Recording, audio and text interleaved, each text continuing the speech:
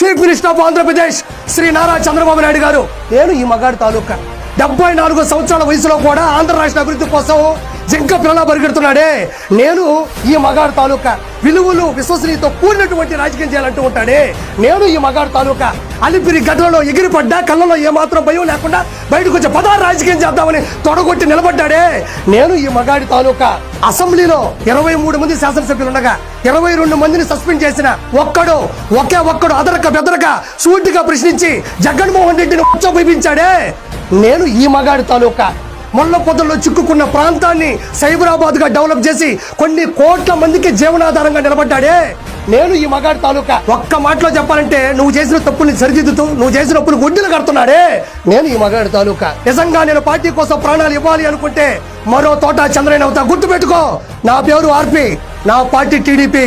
Jai NTR, Jai chief minister of Andhra Pradesh.